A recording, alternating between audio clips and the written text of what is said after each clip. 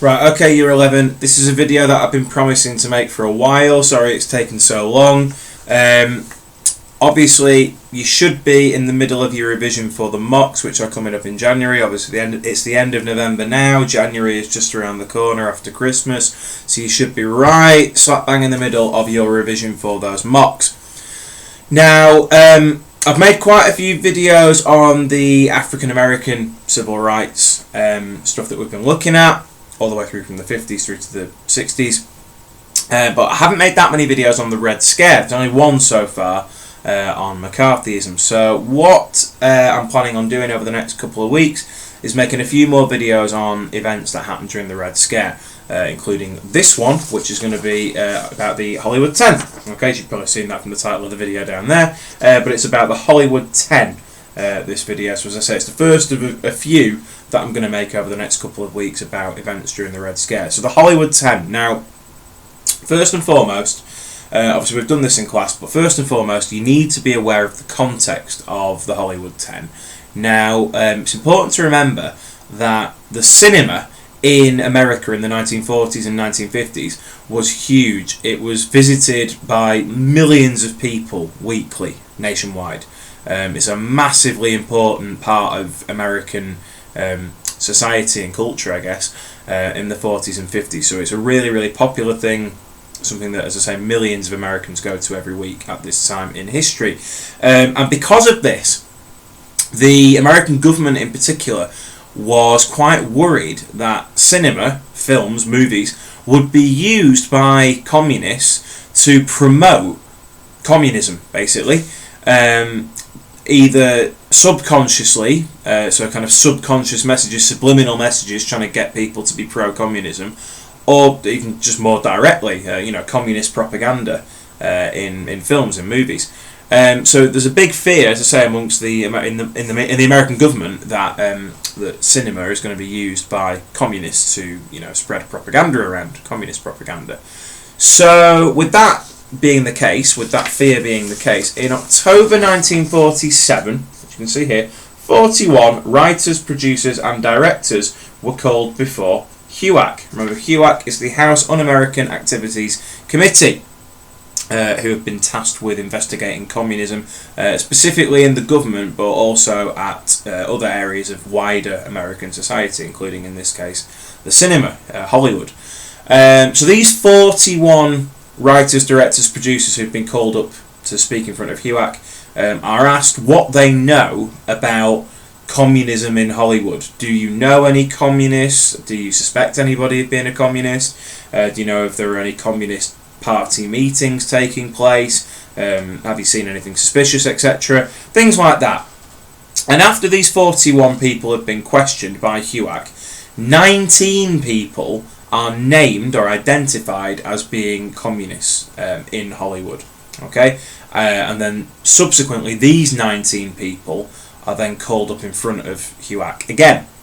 Now 10 of them refused to answer any questions put to them by HUAC. 10 of them refused to answer any questions put to them by HUAC. This is known as pleading the First Amendment.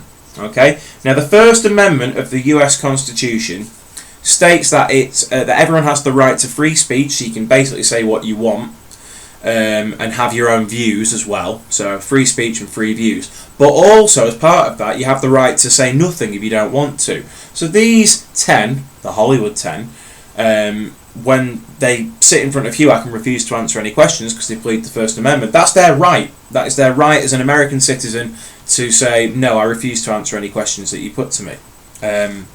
So, as I say, they became known as the Hollywood 10. Now, because of this, because they refused to answer any questions, they ended up being jailed for a year. They were jailed for contempt. Okay? Now, contempt basically means lack of respect for authority, in this case, HUAC. So because they are showing a lack of respect to HUAC, they're deemed as being in contempt. And as I say, they were jailed for over a year. But not only were they jailed for a year, they also found themselves blacklisted. Okay, so they were blacklisted. They were deemed unfit to work in Hollywood, and many of them never worked in Hollywood again. But the real key things that you need to remember about the Hollywood 10 because that is the event, basically. That's what happened. The things that you really need to remember is why this event is so significant. And it's significant for a number of reasons. Number one, here we have people in America, American citizens, who may or may not have been communists, who are being jailed for just exercising their rights. They have the right, according to the First Amendment of the US Constitution, they have the right to say what they want, think what they want, or, as I say, not say anything. And they're being jailed for that. It's part of their rights, and yet they're still being jailed for it, which is wrong, according to the US Constitution.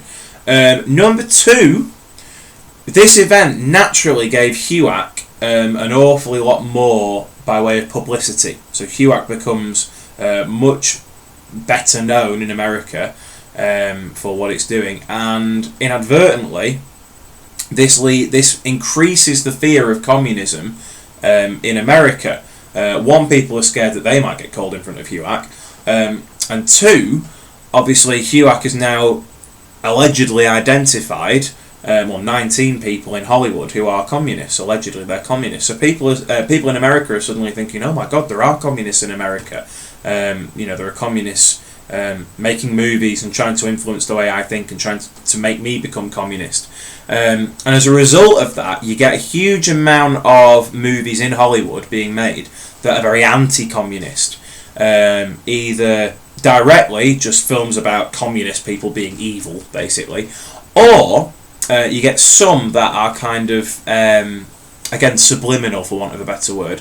Films like Invasion of the Body Snatchers, where it's about an alien invasion where aliens land on Earth and start basically inhabiting people's bodies. So, their friends and their family don't realise that they've been kind of taken over by this alien until they start acting a little bit strangely, but by then it's too late because, the alien's there. The whole idea there being communism can kind of very sneakily creep into America. People can be communist right in front of your eyes and you might not notice it straight away, and they might turn you into a communist, or communism again is going to spread like a disease. This whole idea about communism being like a disease, or spreading like a disease. So that fear is amped up even more. This is the Red Scare, a period where the fear of communism was massive in America, and as I said, the Hollywood 10 and the aftermath of that in Hollywood really adds to that Red Scare. It fuels it even more. And this is all before McCarthyism. Obviously, as I said already, there's a video on McCarthyism, so if you've forgotten what that is, maybe head over there, click on that one and have a view of that video to remind yourself about McCarthyism. But that was the Hollywood 10 in just under 8 minutes. So hopefully that has reminded you of the Hollywood 10, because it was something that we did right at the start of the year.